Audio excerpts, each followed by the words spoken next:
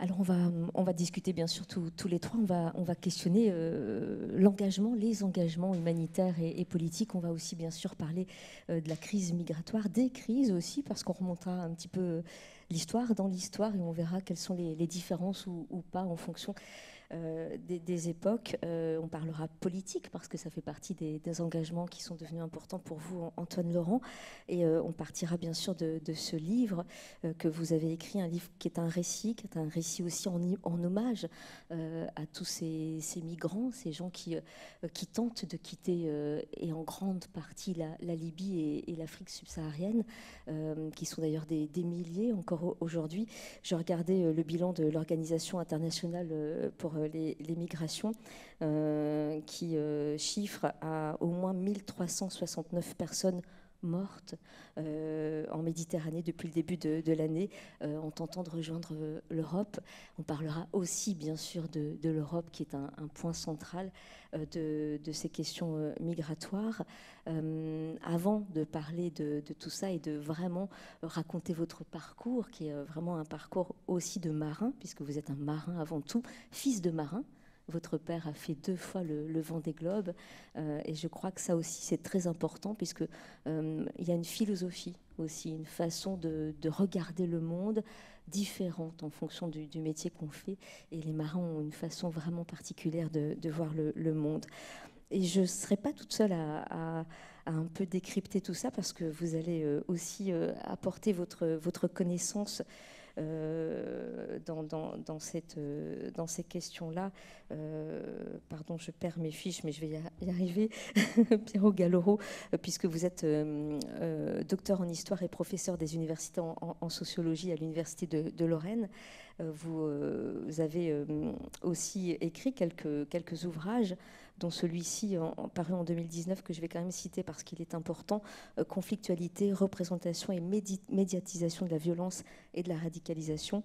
Et vous dirigez le département de sociologie de l'université de Lorraine-Metz. Mais avant qu'on discute et qu'on vous laisse aussi la parole, parce qu'on vous laissera aussi à la fin de cette rencontre la possibilité de poser des questions, je crois que vous allez nous présenter quelques images, Antoine Laurent, puis on discutera par la suite si vous êtes d'accord. Merci de cet accueil déjà par l'Institut Pierre Werner, qui est vraiment, c'est un plaisir pour moi de venir témoigner, partager cette expérience et cette réflexion que j'ai eue autour de mon expérience, à partir de ce que j'ai vu, ce que j'ai vécu, ressenti, compris. Il n'y a pas le PowerPoint à l'écran, je ne sais pas si la régie peut réussir à... Ah voilà, super. Moi je suis marin de formation, j'ai travaillé... il n'a pas envie. Pourquoi il ne veut pas?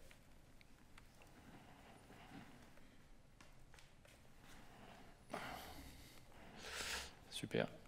Je suis marin de formation, j'ai travaillé pendant plusieurs années dans la marine marchande, sur des navires de commerce, un peu partout dans le monde, à sillonner pendant toutes ces années.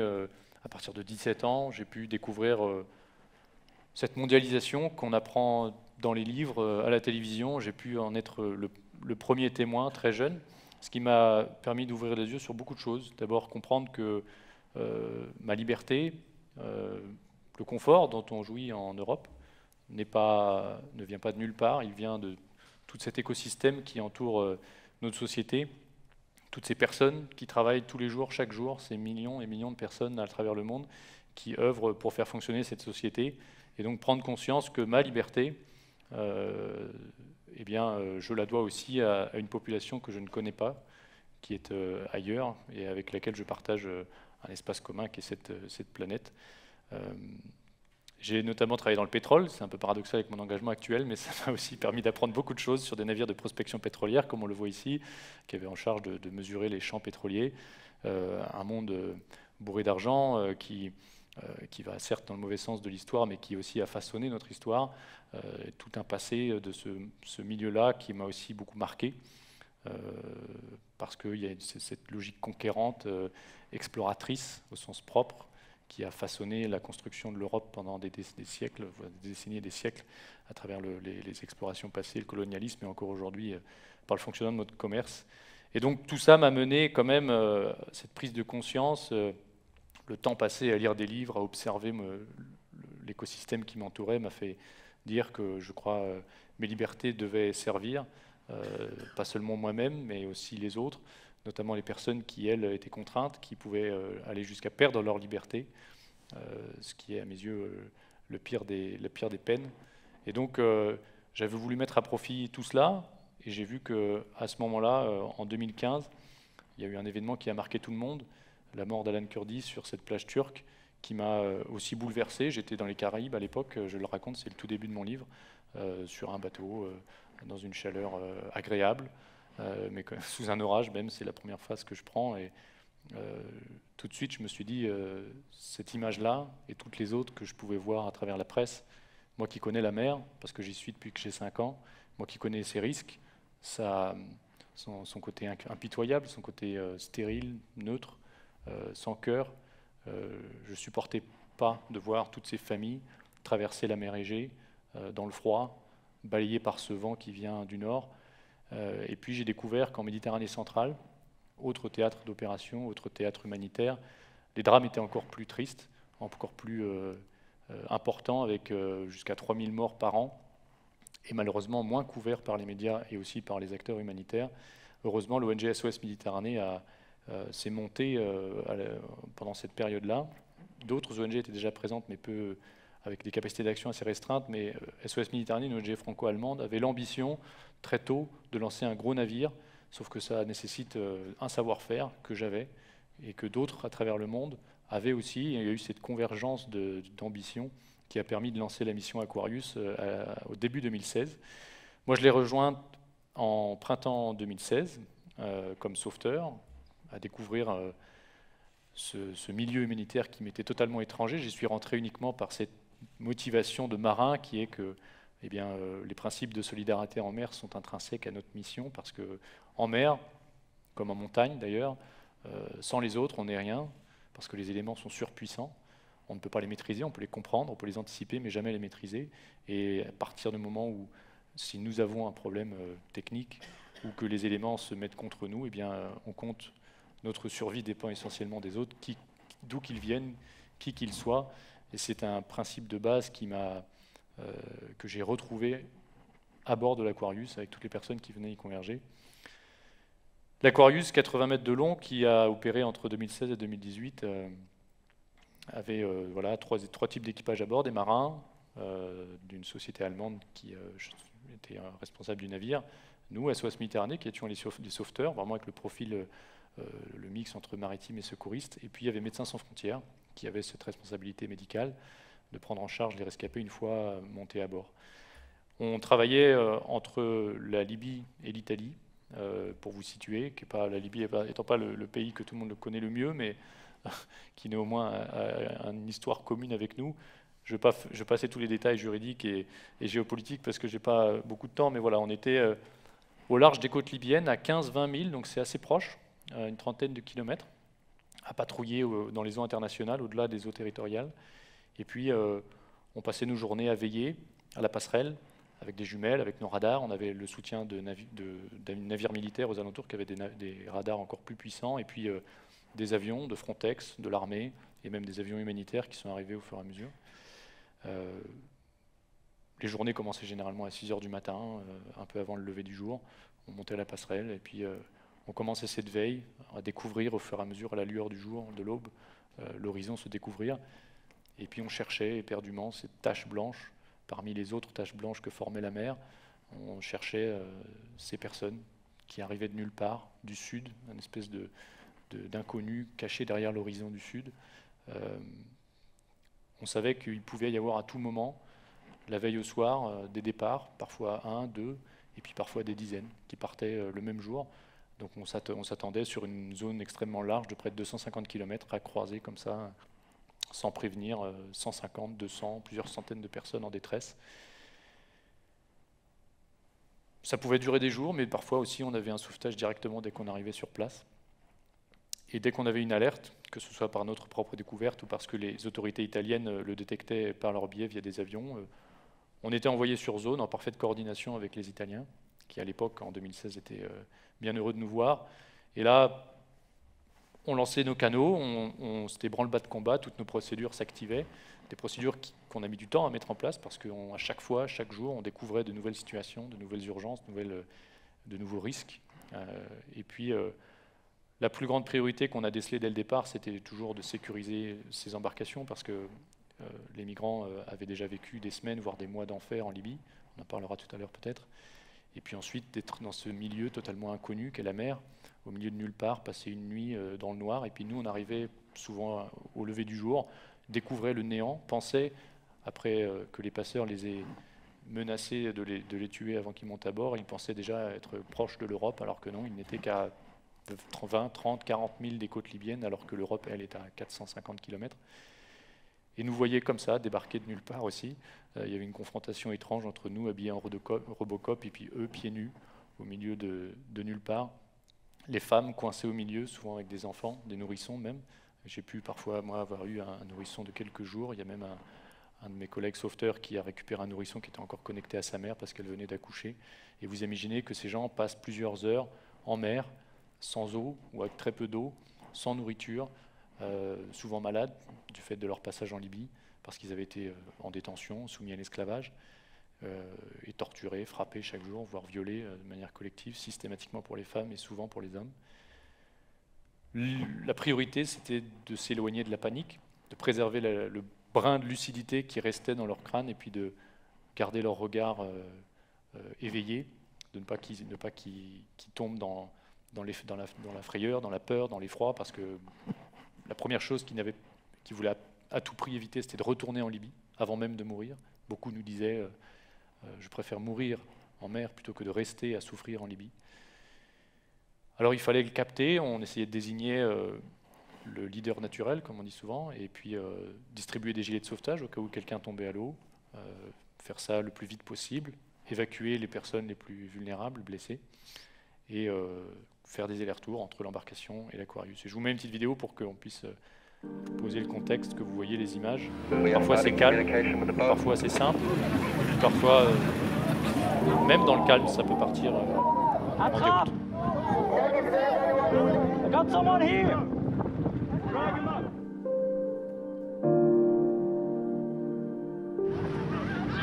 I need a bit more.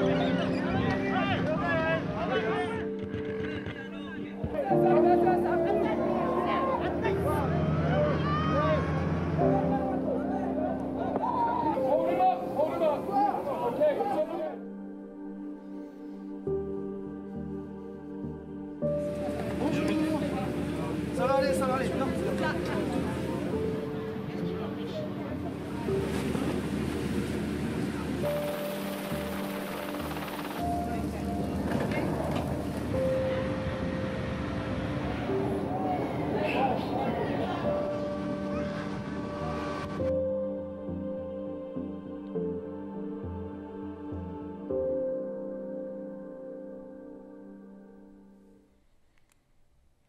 Ces scènes en mer, elles choquent, elles bouleversent. Moi, j'ai eu cette chance-là, je pourrais dire, de ne jamais avoir vécu des épisodes comme cette photo-là ou comme quelques images qu'on a vues avant, ce qui m'a permis derrière de prendre des responsabilités après mes expériences de sauveteur, où j'ai été responsable des opérations pendant 1 an et demi, à recruter des sauveteurs, à les suivre, à les former et à les accompagner avec des procédures les plus amélioratives possibles. Mais malheureusement, on en parlera peut-être tout à l'heure, faire face à la détresse humaine, ça marque, ça blesse longtemps, même pour les humanitaires d'urgence d'MSF qui ont beaucoup d'expérience sur des théâtres qui, a priori, semblaient atroces. Mais là, voir ces personnes porter le poids de l'exil, qui déjà, après un déracinement, les traumatise, traverser le désert, avoir vu des proches mourir, traverser l'enfer en Libye, le viol, l'esclavage, parfois ils sont même envoyés sur des champs de mines pour aller déminer des zones, pendant plusieurs semaines, plusieurs mois, dans une prison, dans un conteneur. Quelqu'un m'avait dit qu'il est resté 6 mois dans un conteneur, la seule fois où ils ouvraient les portes, c'était pour sortir des corps. Ils mangeaient qu'une bout de patate ou un bout de pain de temps en temps, de l'eau salée avec des têtards dedans. Donc quand on les voit en mer comme ça, d'abord au début on ne le sait pas qu'ils ont vécu tout ça, je l'ai découvert au fur et à mesure, mais on voit bien dans leur regard, et notamment des femmes, toute cette détresse, on sent que l'urgence absolue, c'est vraiment de ne jamais plus revivre ce qu'ils ont pu vivre, d'essayer de l'oublier. Et puis, si possible, si on y arrive, évidemment, nous, on est là pour ça, c'est les extraire de cela et de leur donner une deuxième chance. Ensuite, on passe la main à Médecins sans frontières, qui est là pour soigner les blessés. Beaucoup sont blessés par balle ou ont des infections du fait de leur passage en prison. Et puis, une grande majorité d'entre eux sont brûlés parce qu'il y a dans le bateau un mélange d'eau de mer, de gasoil, qui fait un produit toxique qui brûle la peau au 2 voire 3e degré, notamment sur les parties génitales des femmes qui sont assises au milieu. Ça prend beaucoup de temps de les soigner, il faut changer leurs vêtements, prendre des douches, etc. Quand on a plusieurs centaines de personnes secourues, on est allé jusqu'à 1000 personnes à bord de l'Aquarius, ce qui est beaucoup pour un si petit navire. Le personnel médical peut vite être complètement submergé. Ils ne sont qu'une petite dizaine. Il y avait généralement un médecin, une sage-femme, 2 infirmiers, un logisticien. Et puis nous, on venait en tant que sauveteurs et secouristes en soutien pour des tâches de base. Au moins, ce soin-là qu'on leur apportait, pour beaucoup, c'était la première fois qu'ils recevaient autant d'empathie et de considération. On arrivait à rallumer une forme d'humanité après qu'ils aient perdu une bonne partie de leur dignité au passage en Libye. Et je vous remets une image avec des témoignages qui ont été relevés par France 2 à bord il y de a quelques mois. l'Aquarius, beaucoup de rescapés arrivent blessés. Je mets des antibiotiques. Voilà. Elisabeth les prend en charge. Ok, c'est parti. Mais ce jour-là, l'infirmière aguerrie de Médecins sans frontières doit faire face à un cas grave. C'est hyper sale. C'est hyper infecté. C'est une blessure par balle. Ce jeune Ghanéen de 20 ans s'est fait tirer dessus en pleine rue par des Libyens. Sans soin, il risque l'amputation. Tout le monde en Libye est armé. Où que tu ailles, tu auras tout le temps leur arme pointée sur toi. S'ils voient des Noirs dans leur quartier, ils leur tirent dessus. Ce jour-là, ils sont arrivés et ont commencé à tirer partout. Tout le monde courait, et moi aussi je courais, pour sauver ma vie. Et c'est à ce moment-là que j'ai reçu un impact dans ma jambe, dans la veine. Elisabeth est une habituée des terrains difficiles, mais les témoignages des migrants torturés en Libye la bouleversent. On n'est pas préparé du tout. C'est beaucoup d'émotions. C'est beaucoup d'émotions. On croit qu'on a vu beaucoup de choses. Je pense que j'ai vu beaucoup de choses dans ma vie, à travers mon travail, mais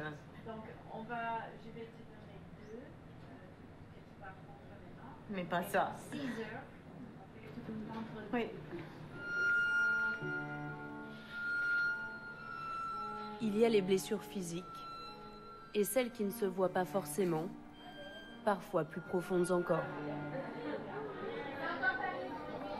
Toutes les femmes sont là? Cette salle est réservée aux femmes et à leurs enfants. Juliette, la sage-femme de l'Aquarius, veut les aider à sortir de leur silence. On sait que parfois les femmes ont subi des violences, ont été utilisées. Peut-être vous avez besoin de parler de ce genre de choses. Dans ce foyer, les femmes peuvent enfin se sentir en sécurité. C'est une pause au milieu du voyage. Un endroit où on leur demande rien et on leur donne des choses.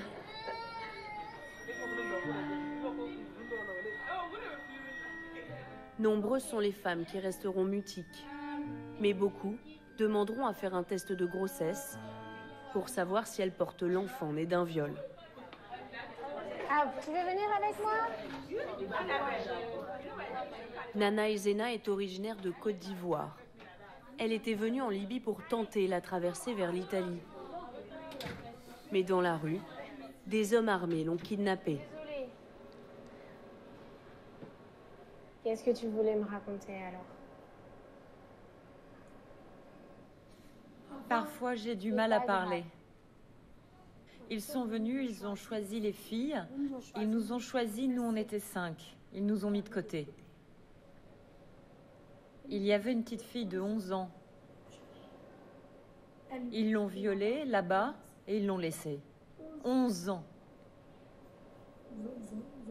Ils ont couché avec les hommes aussi. Même les hommes. Les petits garçons. Ensuite, des Libyens l'ont séquestré avec 4 autres femmes dans une maison. Les viols étaient quotidiens. C'était des différentes personnes à chaque fois. Si celui-là venait un jour, demain c'était l'autre et je le connaissais pas. C'était des personnes différentes tout le temps, à chaque fois. Ils crachent sur toi. Ils crachent. Ils te frappent. Je me sentais tellement mal. Souvent, je leur demandais de me tuer, que c'était mieux. Oui. Son calvaire a duré 2 mois. Jusqu'à ce jour où l'un des violeurs s'assoupit en laissant la clé accessible, Nana et Zena ouvrent la porte et s'enfuient. C'est courageux de nous parler de tout ce que tu as vécu, tu sais. Ça me libère. À tout à l'heure, Nana. Merci. On m'en avait parlé, mais l'entendre de ses propres oreilles avec la personne qui l'a vécu, c'est autre chose. Ouais. C'était pas évident? Non. Pour vous? Non, c'est pas facile, on a envie de pleurer avec elle parfois. Mais bon, on est là pour ça. C'est une des grandes particularités de cette mission, c'est qu'elle fabrique une espèce de suspension dans le parcours des migrants, entre tout ce qu'ils ont vécu avant et ensuite toute l'inquiétude qui viennent les rattraper, arriver en Europe. Et pendant 2 jours, 36 heures, ou 3-4 jours même, on peut discuter, on peut leur faire s'exprimer. Alors pour nous, c'est pas toujours simple en tant que sauveteur de recevoir tous ces témoignages, surtout quand on n'en a pas l'expérience. Mais comme je disais, ça leur redonne une forme d'humanité vraiment utile, je crois, à leur parcours psychologique. Je vais passer la vidéo d'après parce que sinon ça va être trop long. Et là, j'avais à cœur avec ce témoignage-là de vraiment mettre l'humain au centre, pour bien montrer que la motivation première de notre mission, c'est de remettre l'humain, sa dignité, au cœur des priorités, au top des priorités, parce que malheureusement, le contexte a évolué dans le mauvais sens, et toutes ces personnes dans le besoin qui ont perdu leur liberté à un moment et qu'on essaye de leur faire retrouver, eh bien, on continue de les opprimer, on continue de leur barrer la route, de leur empêcher de progresser vers une vie plus sécurisée. C'est quelque chose qui m'a marqué, qui marque aussi les sauveteurs. Ils ont du mal à comprendre pourquoi leur motivation, aussi saine soit-elle, aussi simple soit-elle, puisse être contrainte par les décisions politiques. Alors, il a fallu réfléchir. Ça m'a pris du temps, moi aussi, de mon côté, à réfléchir, à lire, à discuter. J'ai essayé en tout cas de le pondre dans ce livre, de mettre des mots, de mettre un peu de raison face à cette situation complètement absurde. Vous vouliez intervenir peut-être? Vous avez fini, puis on va y aller. Non, mais allez-y, je vous laisse juste conclure, et puis comme ça on oui, pourra pour enchaîner. discuter. Voilà, mais comme ça, je peux m'arrêter là, puis on parlera de la suite après. Voilà, je pourrais passer mes autres messages derrière, si vous voulez. Comme ça, on peut échanger entre nous. Oui, parce qu'il y a 2-3 choses que vous avez dites et qui sont aussi dans le livre, et on voit très bien ce que vous vouliez faire aussi à travers ce récit, c'est témoigner, ce que vous êtes en train de faire là aussi, et c'est expliquer aussi comment ça se passe, parce que on a, nous, de notre côté, des idées sur... on entend bien parler des aides humanitaires, on a beaucoup entendu parler de l'Aquarius, et notamment en 2018, quand il y a eu, et ça on va en parler parce que c'est des enjeux aussi politiques, c'est devenu des enjeux politiques avec Matteo Salvini, on en a énormément entendu parler quand l'Aquarius n'arrivait pas à accoster, qu'il n'y avait pas de pays qui était prêt à accueillir ces migrants. Et à travers ce récit, et d'ailleurs ce que vous venez de faire aussi là, c'est nous expliquer réellement ce qui se passe. Moi, il y a une chose qui m'a d'abord marquée dans votre livre, c'est de me rendre compte que c'était extrêmement bien organisé. Et que derrière ça, il y avait beaucoup de monde au final. Dès le départ, on se rend compte d'une espèce de chaîne parce que quand vous êtes sur le bateau, sur l'Aquarius, et il y a des alertes, des alarmes qui vous disent tiens, il y a un radeau peut-être à cet endroit-là, et tout se déclenche. Et il n'y a pas que l'Aquarius, et il y a énormément de monde jusqu'à l'arrivée sur Terre, avec là aussi une espèce de chaîne qui se fait. Et ça m'a vraiment beaucoup surpris, cette véritable organisation, d'autant que vous-même, vous êtes allé environ 6 mois sur le bateau, puis après vous avez fait partie des gens qui organisaient ça. Donc ça, c'est déjà une des choses qui nous éclaire sur le fait que c'est vraiment très très bien organisé. Et ce n'est pas juste, parce qu'on a pu le reprocher aussi, hein, sur le côté un peu naïf de certaines ONG, etc. Ça fait partie des critiques. Est-ce que ça aussi, à travers le récit, vous vouliez nous montrer cette très belle et très forte organisation des ONG? Oui, d'ailleurs, j'avais eu à cœur de mettre à l'honneur l'action des gardes-côtes italiens, entités gouvernementales, voire même militaires, mais qui ont secouru, qui ont eu la responsabilité juridique de secourir jusqu'à 1 million de personnes en Méditerranée centrale. C'est considérable. C'est quelque chose de... Enfin, je pense que dans l'histoire, il n'y a pas eu beaucoup d'épisodes similaires. Et oui, c'était organisé. Les gouvernements n'avaient pas forcément envie d'en faire la publicité, mais ils le faisaient aussi parce que... il y a quand même une volonté d'une part de respecter ces principes moraux, puis pour les acteurs locaux, qu'ils soient gouvernementaux ou associatifs, eh bien, quand les personnes arrivent sur les côtes, avant que ce soit organisé, c'était pas organisé, c'était improvisé, il fallait bien faire quelque chose, on n'allait pas laisser ces gens comme ça tout seuls errer sur les côtes ou se cracher. Donc au fur et à mesure, les choses se sont mises en place. L'Union européenne a mis de l'argent pour essayer d'aider l'Italie notamment à s'organiser. Et nous, en mer, on n'avait aucune action à terre, mais en mer, on ne faisait qu'appliquer des règles internationales de base sur le sauvetage en mer, dont l'origine d'ailleurs est issue du naufrage du Titanic, pour l'anecdote. C'est quand même plus de 1000 migrants européens qui essayaient de rejoindre l'Amérique du Nord. Et de ce naufrage tragique, on en a fait des procédures qui sont universelles, qui sont utilisées dans le monde entier, et qui marchent très bien en Méditerranée centrale, jusqu'à ce que... tant que les États restent consentants et complices de ces règles-là et ne viennent pas les tordre pour un agenda politique différent. Alors, ce qui m'a frappé aussi, ou pas vraiment frappé, en tout cas, ce qui est marquant dans votre livre, et là aussi dans votre présentation, c'est l'humain, parce que ce que vous faites aussi, c'est remettre l'humain, les hommes, au cœur de cette histoire-là. Alors, en plus, en disant bien que chaque personne, chaque migrant a une histoire particulière, et ça, vous incitez vraiment là-dessus. Et puis, ce qui aide aussi, ça n'est qu'une histoire d'homme avec un S, et avec une fragilité, parce que même ceux qui aident sont extrêmement fragiles, on le voit là avec les médecins de Médecins sans frontières. D'ailleurs, il y a des cellules psychologiques qui se mettent en place. Hein. On vient voir aussi ceux qui ont aidé pour voir s'ils peuvent supporter, ce qui est très dur aussi à vivre. Ça, c'était important pour vous de remettre l'humain, de montrer que chaque histoire est particulière et que ce sont des hommes dont on parle et non pas de migrants avec un S, et on est bien loin des discours politiques. Oui, et d'ailleurs, je crois que c'est ce qui manque, ce qui pêche aujourd'hui dans les clés de compréhension qui sont mises à disposition des citoyens pour appréhender le phénomène migratoire, c'est que nous sommes trop détachés de l'humain, c'est qu'on est sur des grands chiffres, sur des images, des images comme ça qu'on peut voir qui peuvent marquer à l'instant T, ou de toutes ces masses, de ces groupes de gens qui viennent dans les Balkans, etc. Mais on a du mal à identifier dans toutes ces personnes qui arrivent de l'étranger les vies qui portent, leur motivation de départ, ce qu'ils ont vécu, leur réelle motivation. Qu'est-ce qu'elles viennent là? Pourquoi elles viennent taper à notre porte? C'est quoi leur ambition derrière? Et le fait, comme tout ceci est masqué, derrière, eh bien, toutes les instrumentalisations sont possibles, et donc l'empathie dont on devrait un minimum faire preuve devrait réussir à surpasser d'une part une partie des responsables politiques qui cherchent à instrumentaliser ça pour leur propre agenda politique, et aussi surpasser ce que moi j'appelle un des premiers ennemis, qui est le pragmatisme, ou le real politique si vous voulez, mais j'aime bien le mot pragmatisme. C'est qu'on se dit, bah non, c'est compliqué, on peut pas toujours... on ne peut pas faire si simple.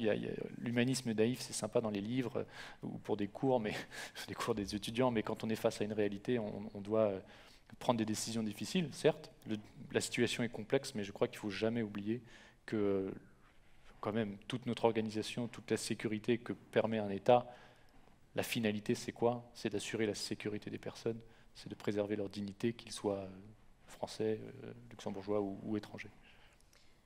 Avant qu'on revienne sur la question de l'engagement, parce que c'est important, j'aimerais tout de même qu'on continue sur ça, sur cette question de l'humanité et de l'histoire, puisque on en parlait. C'est pas la première crise migratoire, ça fait beaucoup d'années que ça existe, des dizaines d'années, et quand on voit ces bateaux, on pense aussi à 1979 avec les Boat People. D'ailleurs, vous en faites un tout petit peu référence à un moment donné dans votre livre. La différence, si je peux me permettre, c'est peut-être avec vous deux d'ailleurs, c'est qu'en 79, avec les Boat People, il y a eu une espèce de solidarité. Et peu importe les partis, de gauche ou de droite, tout le monde s'est entendu à ce moment-là pour les aider. Et Sartre et Aron, à l'époque, avaient tous les deux été du même côté pour aider ces personnes. Quelle est la différence? Qu'est-ce qui fait la différence et qu'est-ce qui fait qu'aujourd'hui on a été ou on est incapable d'être ensemble face à cette histoire? Quelles sont les différences?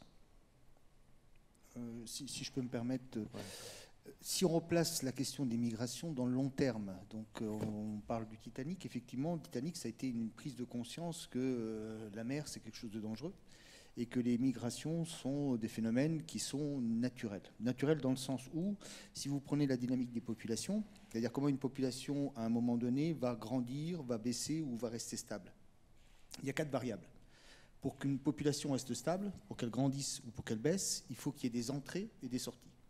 Et pour faire entrer des gens dans une population, il n'y a que 2 moyens, faire des naissances, des bébés, ou faire venir des immigrés.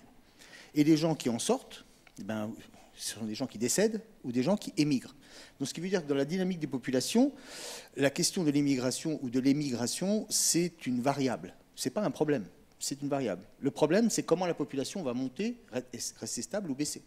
Donc, à partir du moment où on a compris ça, la plupart des pays européens ou des pays industrialisés, parce qu'on parle du Titanic, donc c'est plutôt les États-Unis, mais si je prends l'Europe, à la fin du 19e siècle, l'une des variables, c'est comment on peut augmenter la population active qui va enrichir les pays parce qu'on va exploiter les richesses. Donc des années 1880, parce que dans la région où nous sommes actuellement, c'est là où commencent les grands flux migratoires, mais en France de manière générale, au Luxembourg, en Belgique, jusque dans les années 1970, l'immigration est une solution. C'est une variable qui apporte une solution.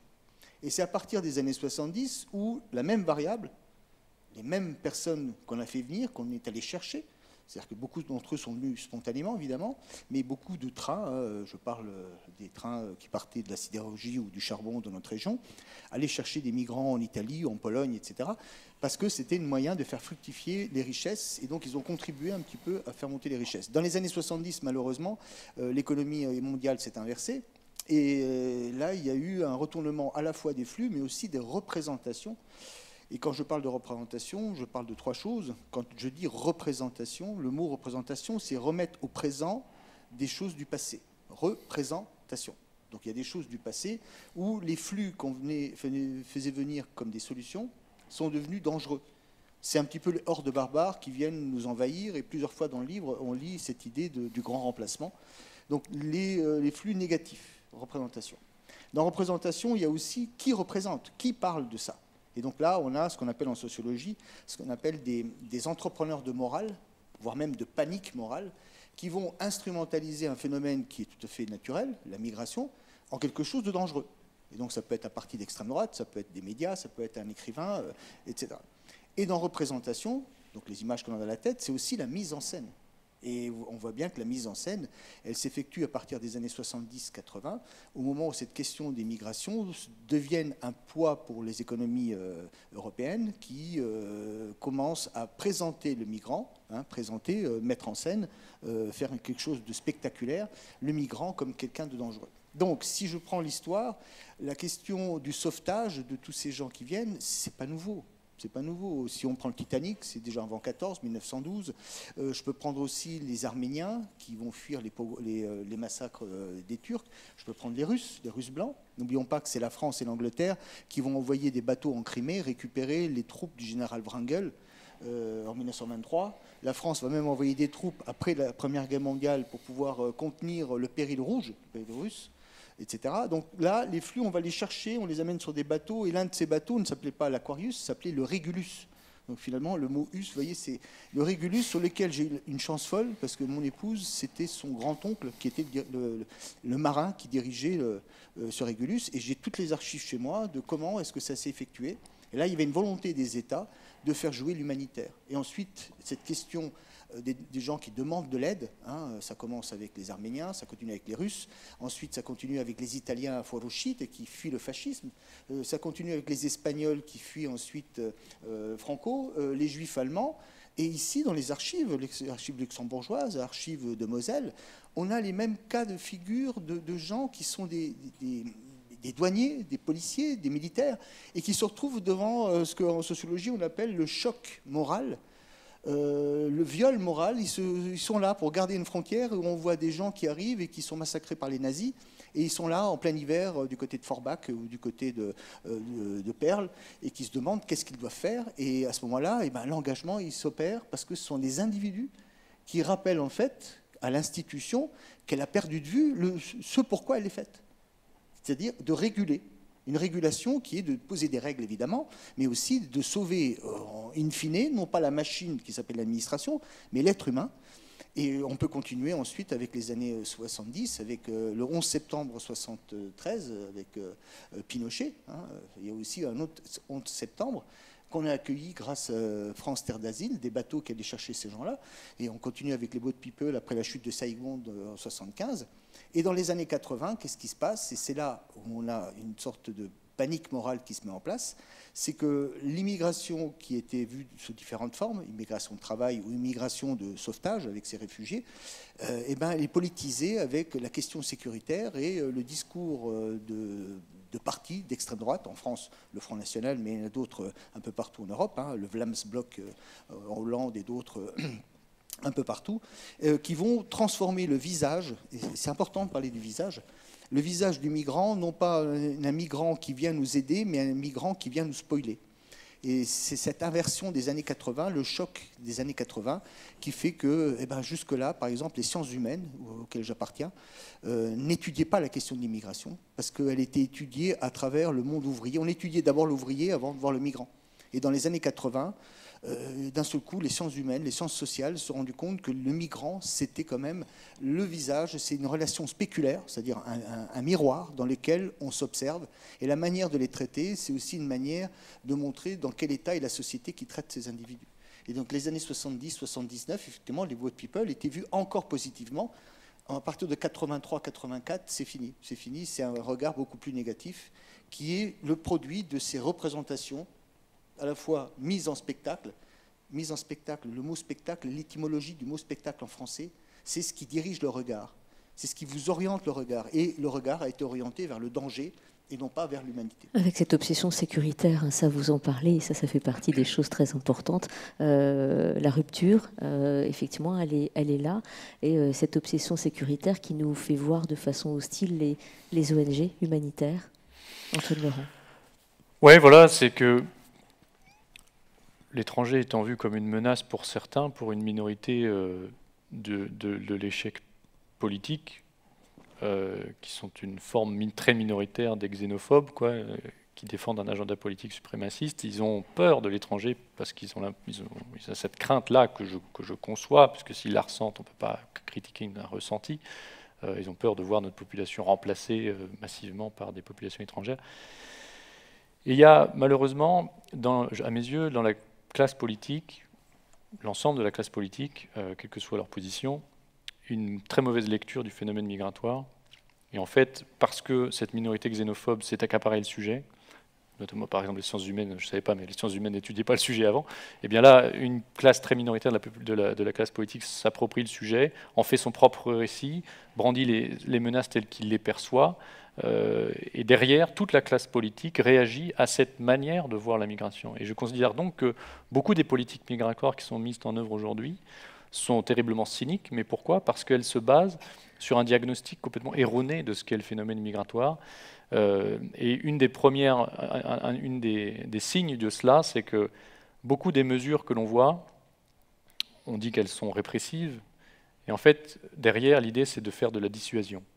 C'est un principe que je considère totalement stérile, de vouloir, en embêtant les ONG ou en faisant en sorte que les frontières soient mortelles, soient dangereuses, en faisant en sorte que les procédures de demande d'asile soient complexes, que l'intégration soit difficile en France, eh bien on va espérer, les personnalités politiques vont espérer dissuader d'autres migrants de venir, en augmentant soi-disant le coût du voyage et en dégradant la qualité de vie des personnes qui sont arrivées, espérant qu'ensuite, en appelant leurs proches, ça leur dissuaderait de venir. Ce n'est rien comprendre à leur motivation, ce n'est rien comprendre à leur destination, et malheureusement, ça a des effets délétères, puisque ça, comme je dis, ça rend les frontières mortelles, ça sape toute initiative de solidarité, ce qui est quand même pas très bon pour notre cohésion sociale, et puis ça empire le problème, puisqu'on a des migrants qui se retrouvent sans rien, à errer, à basculer dans le marché noir, même dans la criminalité, et ensuite on va dire, ah ben regardez, les migrants ils sont dangereux. Ben non,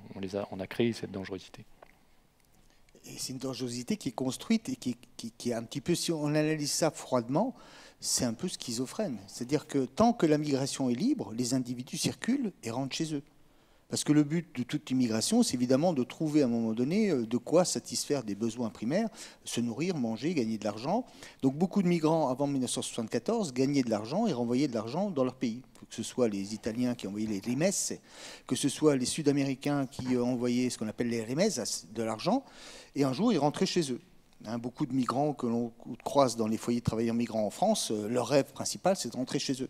Et puis un jour, on ferme les frontières avec des complications qui font que les migrants ne pouvant pas rester chez eux, ils ont une politique qu'on appelle la stratégie de l'enfouissement. Pour ne pas se faire repérer, ils vont devenir des clandestins, parce qu'ils savent très bien que s'ils rentrent chez eux, ça va être encore plus compliqué de revenir. Et donc, qu'a fait l'Europe ? L'Europe a commencé à fermer les frontières du côté de Ceuta-Melilla, vous savez, entre l'Espagne et le détroit de Gibraltar, sur les deux enclaves marocaines au Maroc qui sont espagnoles. Eldorado de Laurent Godet, vous l'avez expliqué, oui, là ça se passe là. Donc les migrants ont bien vu que le passage qui était là était plus simple, parce que Gibraltar s'est serré, et c'est plus possible, parce que là maintenant il y a toute une armada qui les empêche de passer. Les pateras ne partent plus vers l'Espagne, on s'est décalé vers l'Algérie. Dans les années 90-2000, moi j'ai observé un phénomène qui à l'époque était émergent, qu'on appelait la harga, les haragas, les jeunes qui partaient avec des petits bateaux pour arriver jusqu'en Italie ou en France. Et ensuite on a blindé là tout le passage central. Les gens se sont décalés ensuite vers la Tunisie et sont arrivés les événements de 2011 et la Libye qui est partie un petit peu en anarchie absolue. Et donc les gens, quand ils arrivent là, ça devient un nœud de tous les problèmes du monde, parce qu'il n'y a pratiquement plus de pouvoir aujourd'hui qui peut contrôler la Libye. Et du coup, on a fait une alliance avec la Turquie, et ce qui fait que le mouvement migratoire s'est rendu compte que tout est cadenassé. Et la seule solution de ces jeunes que j'ai rencontrés, moi, du côté algérien, du côté de Béjaïa, qui me disaient, on pourra mettre des murs au milieu de la Méditerranée, on passera toujours soit par en dessous, soit par au-dessus. Parce que nous, on ne veut pas partir juste pour le plaisir d'aller prendre de l'argent en Europe, c'est parce que nous, on meurt. Et quand on regarde les flux, ils ne sont pas si importants que ça. Prenez la population européenne, prenez le nombre de gens qui traversent, et vous voyez bien que c'est infinitésimal. Si je prends juste les chiffres, parce qu'on parle d'invasion, mais l'invasion, on en a toujours entendu parler. En 1911, Louis Bertrand écrit un livre qui s'appelle L'Invasion, 1911, à Marseille. Qui sont les envahisseurs ? Les Italiens. Est-ce qu'aujourd'hui, on considère que les Italiens étaient des envahisseurs ? En 1923, quand les Russes blancs se sauvent parce que l'armée rouge arrive, on va en chercher 300 000, on les repartit en France. La presse dit invasion. Qui se souvient de ces Russes blancs ? Donc aujourd'hui, vous voyez bien qu'on est dans une forme de question de l'invasion qui est un mythe qui est construit, parce que quand on prend les chiffres rapportés au nombre d'habitants d'un pays, je prends juste la France, on a tant d'entrées en France, on a tant de gens qui sont en France, le rapport entre les 65 millions de Français à peu près et le nombre de gens qui rentrent même clandestinement, par les chiffres divers, ça représente entre 0,1 et 0,4% de la population. Et on parle d'invasion en France. On voit bien que c'est du spectacle. C'est de la mise en spectacle. Regardez les cartes qui sont présentées dans les émissions de télévision, dans la presse. Vous voyez les flèches qui sont énormes, et le chiffre est de 2 ou 3 000 personnes. Mais les flèches sont énormes, donc ça donne déjà une impression. Et quand on regarde la forme des cartes, des flèches, vous prenez le plan Schlieffen, qui est le plan de l'invasion de la France en 1914, c'est les mêmes formes, les mêmes couleurs. Donc tout ça, c'est quelque chose qui est de la mise en scène qui permet de créer ce qu'on appelle de la panique morale, pour reprendre les travaux d'un sociologue qui s'appelle Cohen. D'ailleurs, la mise en scène, vous vous rendez compte très vite, Antoine Laurent, que c'est important. La médiatisation, la mise en scène, montrer les choses pour un peu déconstruire ces idées reçues et ce qu'on fait un petit peu savoir. Vous allez très très vite vous rendre compte. D'ailleurs, on le voit avec les vidéos et les photos qui sont prises. Il y a toujours des photographes et des journalistes sur le bateau. Vous allez vous rendre compte de l'importance de la médiatisation. Ça, on s'en rend compte avec l'histoire de Matteo Salvini et du rôle des médias, pour peut-être essayer d'avoir un autre discours et d'utiliser les médias. Oui, parce que déjà, ce qui se passe en Méditerranée, que ce soit en Grèce, en Italie ou au Maroc, c'est historique. Et tout ce qui est historique a raison d'être rapporté. Et c'est quand même le cœur du travail journalistique. C'est de pouvoir accéder à ces endroits dans lesquels il se passe des choses qui ne peuvent pas rester silencieux dans le silence. Et les ONG, d'ailleurs, permettent aux journalistes d'accéder à ces zones sans lesquels ils ne pourraient pas y aller. Aujourd'hui, il se passe des drames entre le Maroc et l'Espagne dont on n'a pas connaissance. Il y a des familles algériennes qui aujourd'hui ne retrouvent plus leurs enfants, qui sont partis en mer vers Almeria. Aucune nouvelle. Et parce qu'il n'y a pas d'ONG, parce que les autorités font tout pour que tout cela reste en silence, eh bien, on ne peut pas le rapporter. En Grèce, les ONG ont été expulsées récemment aussi. On ne sait plus ce qui s'y passe. SOS Méditerranée a toujours choisi d'avoir des journalistes à bord pour ça, parce que ça permet aussi de sensibiliser l'opinion à ce phénomène, aussi parce que ça permet de soulever de l'empathie et d'avoir des fonds, puisque l'ONG était financée à 100% par du privé.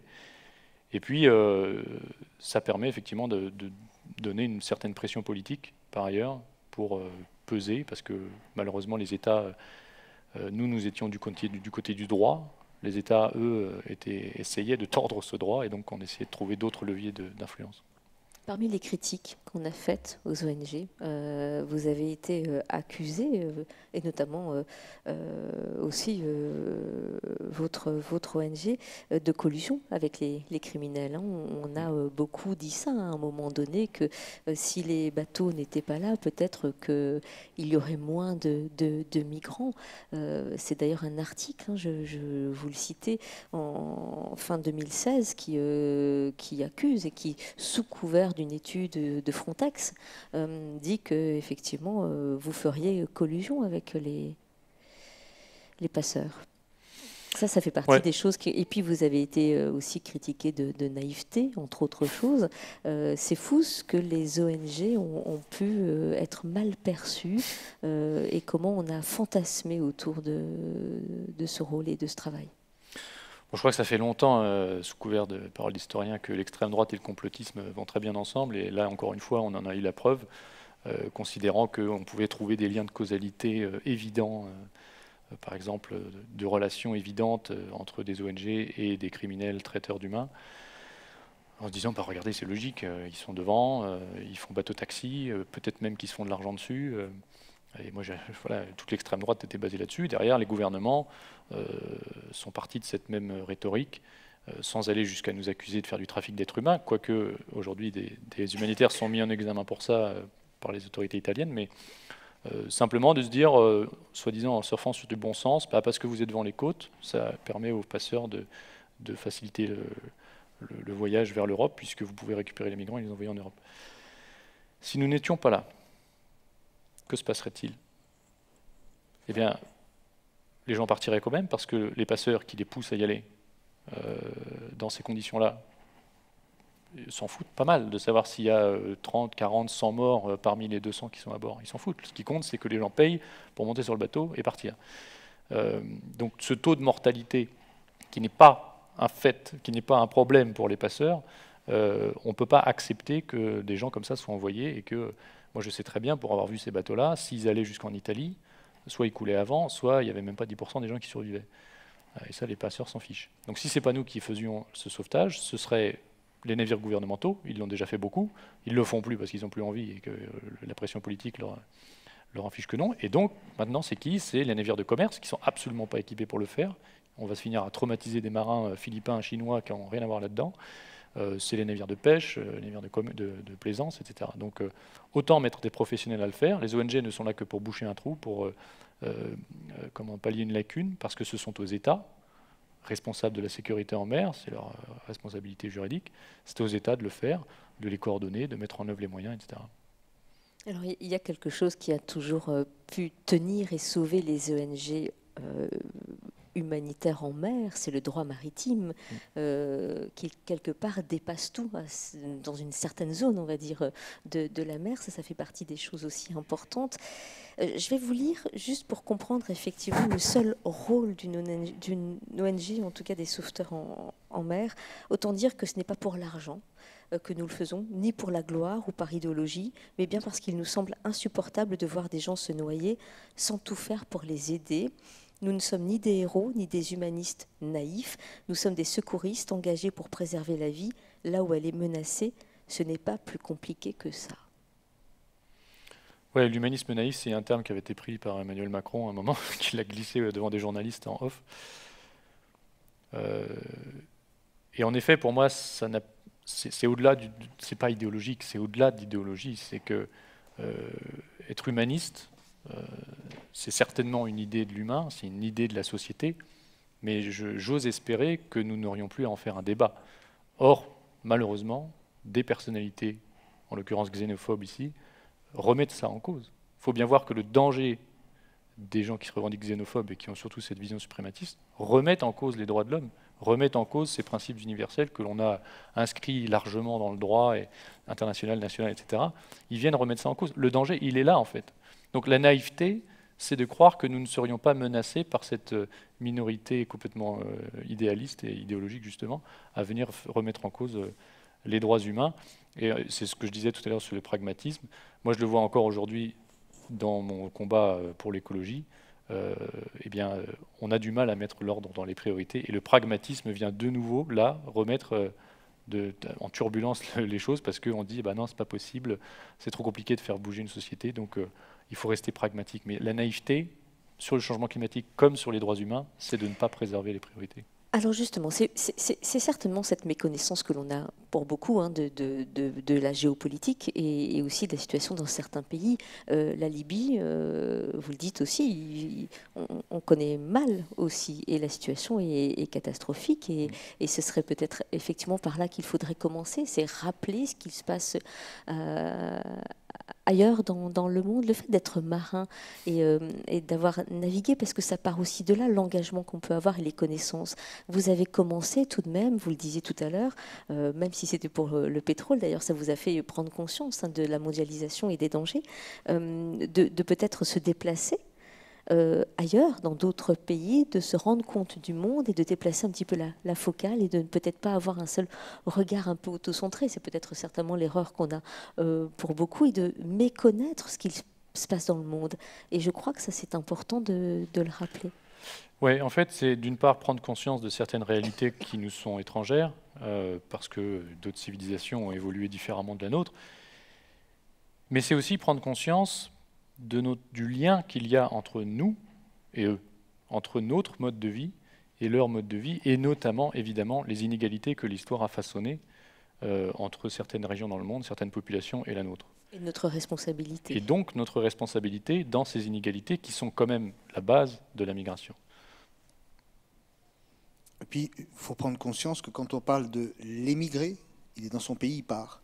Le migrant, il traverse un espace qui peut être la mer, l'air ou un lieu qui peut être sur terre. Donc c'est le moment où il migre. Migrare, ça veut dire aller vers ou se déplacer. Et quand il arrive dans un pays, il devient immigré. Donc on voit bien que la même personne est vue dans ce qu'on appelle aujourd'hui l'enchantement national. Enchantement national, un enchantement, ça ne veut pas dire que c'est joli. Enchantement, c'est comme de la poudre qu'on vous jette quand vous êtes dans un conte. On vous jette des illusions. Et donc on est une sorte d'enchantement. Et le rôle des sciences sociales et de la sociologie, c'est d'enlever l'enchantement pour expliquer les mécanismes qui font qu'un enfant est enchanté par un coucou qui sort d'un réveil et il croit que l'animal est vivant. Mais en fait, c'est que de la mécanique. Et le rôle du sociologue, c'est ça, c'est d'expliquer la mécanique qui conduit à faire sortir un coucou, l'action. Et donc, à un moment donné, il faut se poser la question de savoir de qui parle-t-on quand on parle des migrants. Si on reste dans l'enchantement national, on ne le verra que par rapport à un espace qui le reçoit ou qui le voit partir. Et c'est une erreur, parce qu'aujourd'hui, même dans les sciences sociales, on va quitter le vocabulaire de dire migrants, immigrés, émigrés. C'est de moins en moins utilisé. On étudie aujourd'hui ce qu'on appelle les espaces de circulation, parce que les individus circulent. Ils circulent, et ça a toujours existé au XIXe siècle, les Italiens qu'on va arriver à Dudelange, qu'on va arriver à Esch-sur-Alzette ou à Metz, ou partout dans le monde, on ne les voyait dans les premières études que parce qu'ils arrivaient chez nous et les utilisaient chez nous. Or, aujourd'hui, on se rend compte que ce même migrant, et ce sont tous les travaux qui ont été menés par des différents chercheurs, dont moi, on monte Denis Couteau de l'Université de Luxembourg, on a bien vu que ce migrant, on le retrouvait ensuite aux États-Unis, au Brésil, avant de le revoir chez lui, et il avait déjà établi une forme de mondialisation dans laquelle les frontières ne jouaient pas vraiment un grand rôle, parce que c'était un besoin de circulation. Donc le regard négatif qu'on pose, c'est à partir du moment où on pose la question du nationalisme et de la frontière, parce que c'est la frontière qui transforme une personne en émigré, immigré, migrant, et qui fait qu'en le tronçonnant par des catégories, ça justifie des traitements qui sont parfois inhumains. Parce que cette personne, dès lors qu'elle franchit une frontière qui a été établie par une règle administrative, la personne peut d'un seul coup se trouver d'un côté négatif ou d'un côté positif. Donc le traitement, la vision qu'on a, je répète, elle est toujours verticale. C'est-à-dire qu'à partir du moment où quelqu'un met des frontières, il est responsable de la création de la catégorie. Et c'est pour ça que quand on parle de clandestin, d'illégal, il ne faut pas oublier que la création de l'illégal, c'est une loi, c'est une règle. En France, il n'y a pas eu de discours sur l'illégalité des migrants jusqu'en 1969. C'est le jour où on a fait la circulaire Marcellin et qu'on a décidé que les migrants qui n'étaient pas en règle devenaient des illégaux, qu'on les traitait d'une certaine manière, que d'un seul coup, on a pris conscience que la même personne devenait illégale ou clandestine.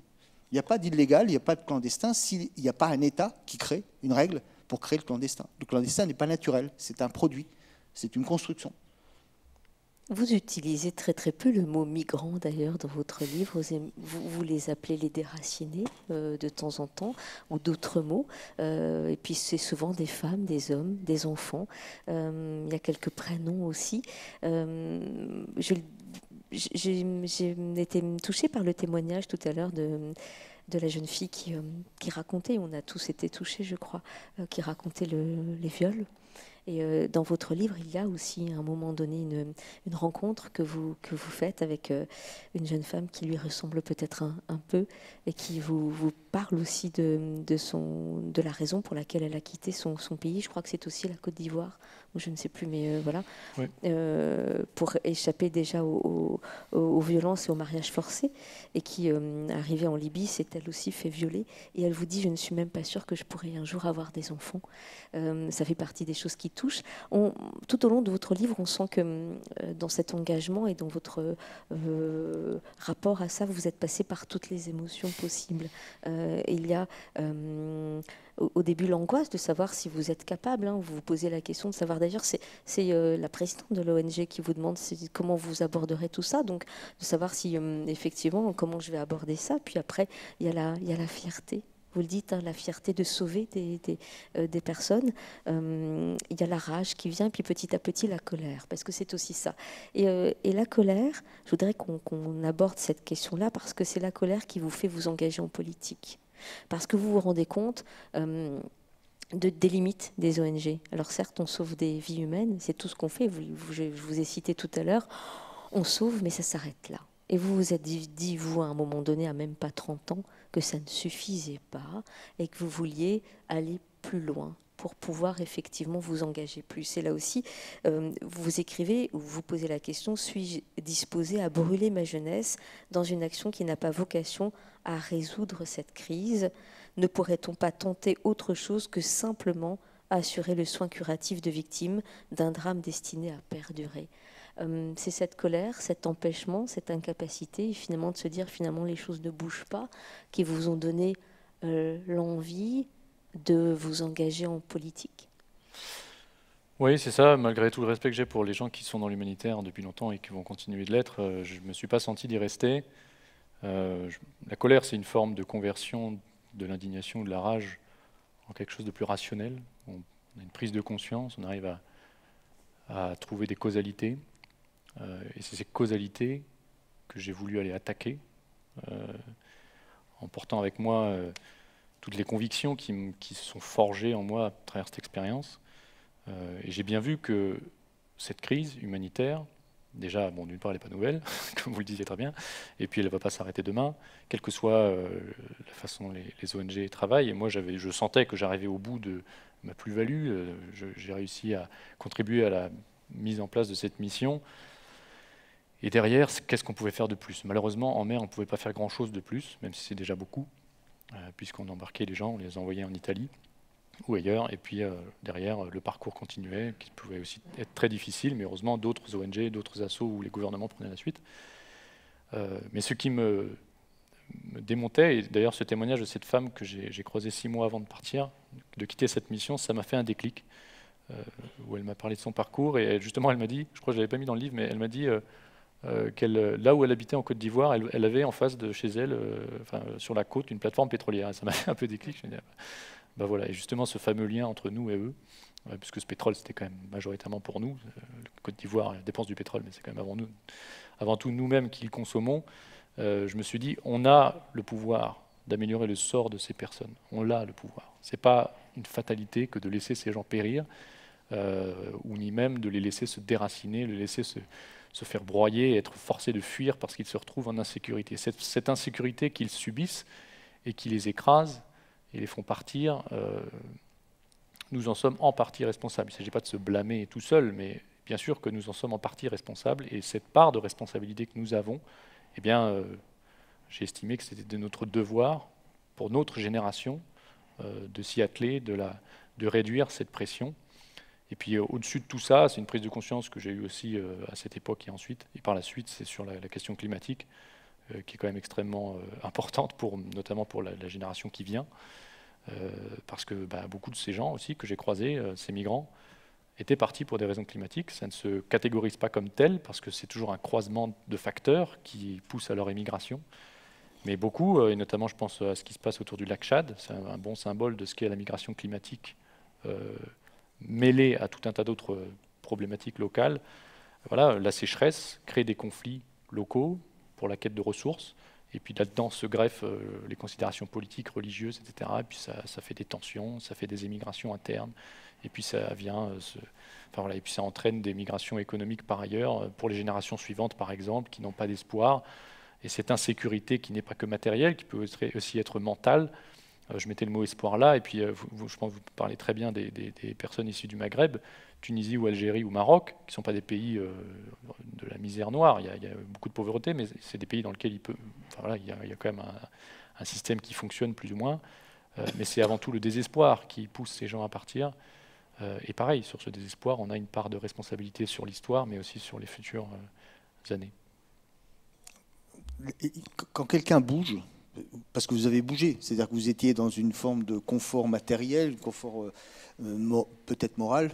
Oui, mais le luxe, d'ailleurs, je peux... Le luxe, bon, je ne sais pas dire le terme, mais bon, non, mais il l'écrit, j'avais toujours un peu de scrupule à consommer le luxe dans le cadre de mon travail, luxe que je critiquais beaucoup. Si on me place sur l'échelle des richesses dans le monde, je crois que je suis plutôt dans la bordure des plus riches. Et par rapport à d'autres, effectivement. Et d'ailleurs, juste la parenthèse, c'est ce qui vous a aussi permis de vous engager. Vous l'écrivez, c'est parce que grâce à votre travail sur les pétroliers, vous aviez suffisamment engrangé d'argent pour vous permettre aussi de vous poser et de vous engager. C'est important et vous êtes honnête pour le dire. Et c'est ce luxe-là qui vous fait aussi avoir envie de replacer la nature au centre et les liens sociaux. Pardon pour la petite parenthèse. Effectivement, on ne peut pas bouger. Bouger, c'est un petit peu comme quand vous dites, il y a une locomotion. Et c'est la partie motion qui est importante, parce que la motion, c'est ce qui permet de comprendre qu'on bouge, comme dans locomotion. Et qu'est-ce qui fait bouger l'être humain? Eh ben, c'est l'émotion. L'émotion. Quand vous êtes dans une émotion, quelle que soit la colère, l'indignation, etc., dans ce qu'on peut appeler aussi l'outrage moral, hein, il y a beaucoup de sociologues qui ont travaillé là-dessus, l'outrage moral, c'est ce qui permet à des individus qui sont peut-être des individus qui étaient absolument pas politisés, qui n'avaient absolument pas envie. Prenez par exemple Cédric Oriou, hein, dans le sud de la France, du côté de la Roya, qui va accueillir des migrants et qui va se prendre l'État français sous le coin de la figure. Il est encore dans des procès incroyables. Et qui reste droit, parce que pour lui, l'émotion de l'indignation, l'émotion de ce qu'on appelle l'outrage moral, ça veut dire la personne est allée au-delà de sa propre personne Et elle a bougé ses lignes, et qui fait qu'elle est devenue en fait quelque chose qui est de l'ordre de l'impossibilité à détruire, qui est quelque chose qui est le symbole. Ça devient un symbole. Et lui-même, quand il parle de lui-même, je l'ai rencontré à la Roya, il dira moi, quand on me parle de Sédhic Oriou, c'est pas moi dont on parle.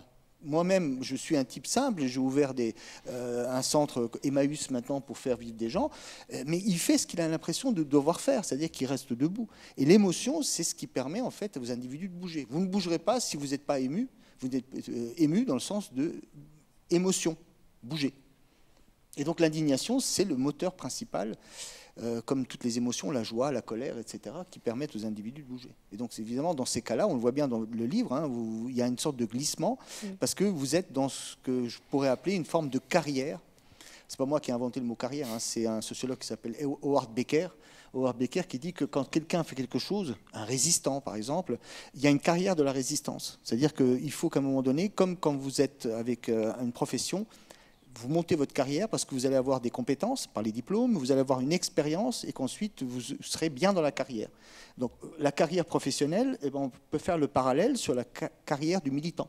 Le militant, c'est celui qui, à un moment donné, dans sa vie, a acquis des compétences et a acquis des dispositions. Alors, ça peut être n'importe quoi. Vous êtes, je sais pas, d'une famille catholique. Le catholicisme prône l'aide à l'autre. Et bien, quelque part, au fond de vous, vous avez déjà des dispositions parce que votre religion vous pousse à. Ça peut être le monde de la marine. Dans le monde de la marine, c'est la solidarité. C'est-à-dire que les gens de la mer... Et tout ça fait qu'à un moment donné, toutes ces dispositions qui étaient au fond de vous vont faire qu'à un moment donné, vous allez prendre vos dispositions. Et vos dispositions pour agir. Donc l'action et l'émotion ne sont jamais éloignées l'un de l'autre. Et on le voit très bien dans le livre. Oui, l'indignation de Stéphane Hessel, que vous citez là aussi. D'ailleurs, vous citez quelques écrivains, et vous le disiez tout à l'heure, Eldorado de Laurent Godet. Et bien sûr, on pense tous à ce texte de Stéphane Hessel sur indignez-vous. Voilà. Vous le sentez comme ça? Il y a ce parcours, ce processus de changement chez vous qui vous permet effectivement de bouger. Il l'explique mieux que moi. Cela dit, vous dites aussi qu'aucune politique ne permettra, pour vous lire encore, ce qui est sûr, c'est qu'aucun texte de loi et aucune politique d'immigration ne pourront catégoriser la diversité de leurs histoires, c'est de l'être humain. Bon courage aussi en politique, un rude travail pour ça. Peut-être que vous avez des questions ou des remarques, c'est important aussi que vous posiez des questions ou qu'on vous laisse un peu la parole, que vous ayez lu ou pas le texte d'Antoine Laurent. Sinon, moi, j'en ai encore un de toute façon. Monsieur. Merci. Merci beaucoup. C'est très intéressant et j'ai beaucoup d'admiration pour ce que vous faites et beaucoup de respect. J'ai du mal avec le mot migrant et je voudrais partager une réflexion là-dessus parce que je suis français installé à Luxembourg et quelque part je suis immigré au point de vue Luxembourg depuis, voilà, comme vous disiez, je suis un migrant et je suis du point de vue du Luxembourg un immigré. Et cette migration, elle est choisie, évidemment. Je n'ai pas eu besoin d'ONG, ça n'a rien à voir avec ce parcours-là. Et c'est vraiment insupportable pour moi de voir des gens comme ça être mis sous le même mot. Parce que cette migration dont on a parlé, dont vous avez parlé, c'est une migration qui est subie et non pas choisie, comme je l'ai fait, bien sûr. Et c'est terrible. Ces migrants, en fait, pour moi, ce sont des fuyants et ce ne sont pas des immigrés, ce sont des réfugiés. Et je trouve que cette notion de fuyants et de réfugiés, elle n'est pas assez prégnante et ça permet aux gens dont vous parliez d'avoir une politisation, une xénophobie qui ressort. Et je trouve dommage qu'on ne puisse pas, face à cette politisation de cette migration économique, j'accepterais qu'un nationaliste luxembourgeois me dise tu prends le boulot d'un luxembourgeois, bon, pourquoi pas. Mais ça n'a rien à voir avec cette migration qui est subie, malheureuse, et de gens qui fuient, et ce sont des fuyants et des réfugiés pour moi. Alors, merci. Oui, effectivement, le mot migrant, ça veut simplement dire celui qui se déplace dans l'espace, si on prend l'étymologie du terme. Et ensuite, en fonction de l'espace où vous le trouvez, il est émigrant parce qu'il part, c'est-à-dire qu'on le voit de dos, et ceux qui le voient arriver de face, c'est un immigré. Mais c'est une personne avant tout. Une personne qui est découpée par un espace, un temps, une administration, etc. Donc, le mot est extrêmement important parce que si on prend le vocabulaire, les glossaires qui parlent de l'immigration et des migrations de manière générale, dans les années 70, 80, 90, 2000, on avait des textes qui venaient de l'ONU, qui venaient de différentes instances européennes, etc., qui essayaient de pouvoir trouver une terminologie inclusive. Le migrant pouvait être de tout type. Le mot migrant désignait tout le monde. Et au fur et à mesure, on se rend compte que le glossaire a commencé à se complexifier avec des termes qui pouvaient dire est-ce qu'on est un migrant économique, est-ce qu'on est un migrant politique, est-ce qu'on est un migrant, etc., etc., non plus dans un sens d'inclusion, mais pour pouvoir séparer le bon gré, le bon grain de l'ivraie et faire en sorte que les individus, on puisse récupérer ce qui est récupérable de ce qui n'est pas récupérable. Et on tombe dans ce que vous dites, hein, le pragmatisme. Le pragmatisme, comme tout mot en isme, hein, islamisme, christianisme, socialisme, c'est de l'idéologie. C'est de l'idéologie, on ne peut pas se tromper. Donc quand on a un vocabulaire qui est construit avec des termes qui désignent, qui découpent, qui ensuite classifient, ça crée un ordre. Un ordre, c'est toujours avec du plus et du moins. Et forcément, le vocabulaire est un indicateur de la manière dont une société, qu'elle soit composée d'un État ou de plusieurs comme l'Europe, détermine ce qui est important de ce qui ne l'est pas. Or, aujourd'hui, quand on parle de migrants, alors que les gens sont déjà sur un territoire comme la France ou le Luxembourg, c'est déjà les renvoyer vers quelque chose qui n'est pas l'existence réelle, parce que celui dont on prend en charge, c'est l'immigré. Il y a une politique d'immigration, mais il n'y a pas de politique des migrants. Donc forcément, quand vous désignez quelqu'un qui est déjà installé comme un migrant, ben vous le renvoyez à quelque chose qui est du flou, de l'entre-deux, du ni d'ici ni de là-bas. Et donc, c'est pour ça que les mots sont extrêmement importants. Je vais vous donner la parole, Antoine Laurent, à cette réponse. Je pense que ça vous intéresse. Et pour rajouter à ce que vous dites les fuyants. Mais pour vous lire encore un tout petit peu, vous les appelez les rescapés, forcément, puisque vous les sauvez. Et quand ils arrivent sur la côte, ils sont pris en charge, comme je disais, et notamment par des agents de Frontex qui leur posent des questions. Et c'est là où vous écrivez, où le bus se remplit pour les emmener un petit peu partout. Les rescapés redeviennent soudain des migrants au sens juridique, administratif, social et politique du terme. Tous ont en commun d'avoir évité la noyade ensemble. Certains ont partagé leurs cellules et mélangé leur sueur dans les chantiers d'esclaves en Libye. Beaucoup y ont laissé un bout de leur âme, etc., etc. Et de rescapés, dès qu'ils arrivent et qu'ils sont pris en charge, c'est là où on les appelle des migrants, et je pense que ça, vous êtes forcément d'accord avec ce que... Oui, parce qu'en effet, le migrant, c'est un statut lié à sa position vis-à-vis de la frontière et à son mouvement. Si on prend les choses au premier degré, quand une personne est en détresse en mer et qu'on va la chercher, c'est un naufragé ou un rescapé, c'est a rescued person, it's not a migrant.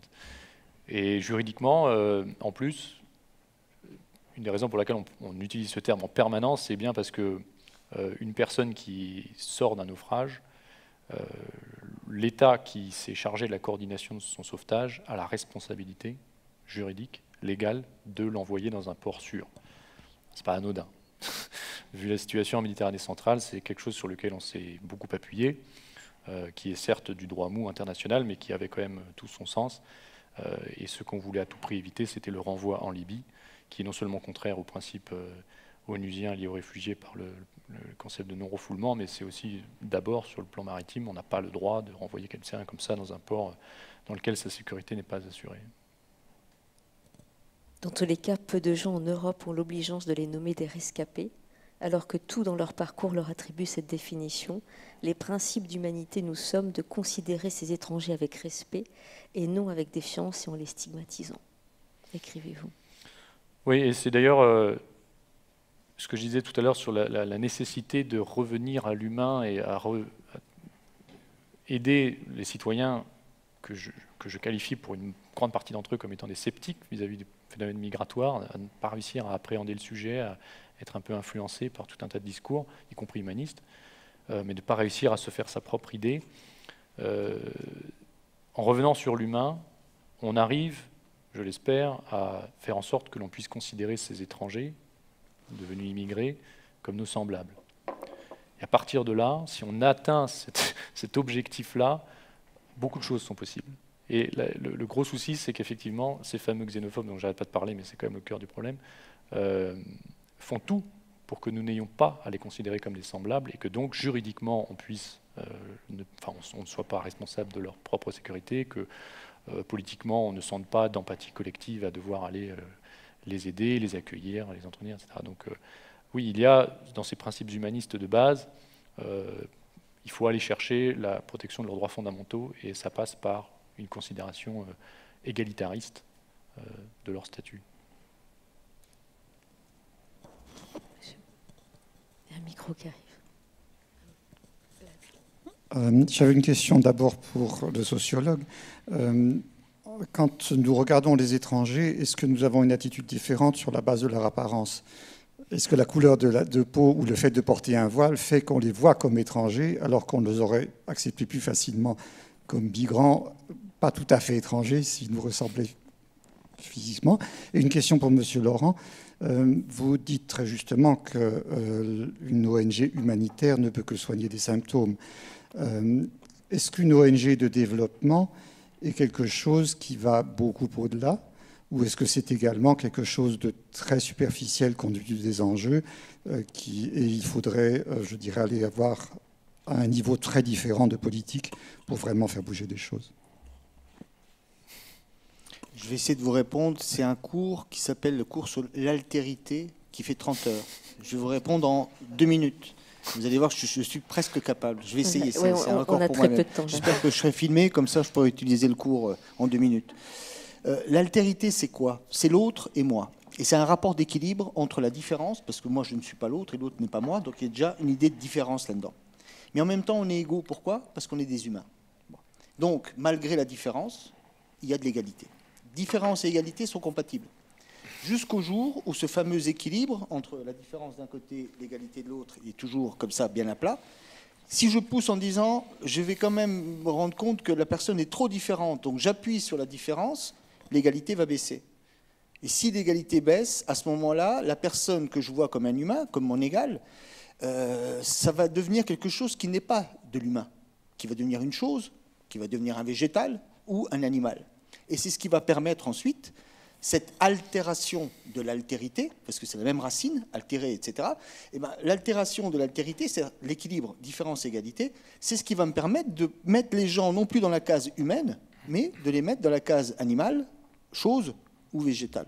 C'est ce qui va permettre la discrimination, c'est ce qui va permettre le racisme, c'est ce qui permettra l'esclavage, parce que l'individu que je vois, et on le voit dans ce reportage, on ne le voit plus comme un être humain. Et donc on peut abuser de lui physiquement, casser son intégrité, etc. Et c'est là le problème, c'est que la différence, elle est toujours mise en avant, là où il faut se rappeler que quelle que soit la différence, couleur de peau, voile sur la tête, une croix, tout ce qu'on veut, ce ne sont que des éléments d'altérité qui montrent une différence, mais qui n'est pas incompatible avec l'égalité. Je me suis beaucoup posé la question à la suite de cette expérience, ce que je pouvais faire, à quel échelon, avec tout ce que j'avais en moi. Évidemment, l'aide au développement m'a questionné.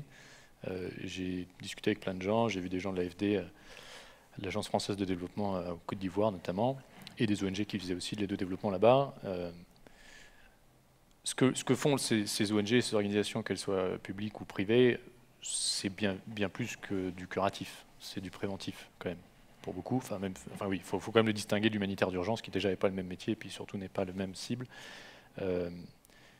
Malheureusement, très souvent, peut-être pas le cas partout, mais très souvent, ces ONG dépendent beaucoup de l'environnement social, gouvernemental, social, politique, local, déjà pour accéder, pour arriver à leur fin. Simplement le fait de s'assurer que l'argent qu'on investit dans un projet arrive jusqu'au bout. Il y a quand même beaucoup de pays où il y a beaucoup de fuites.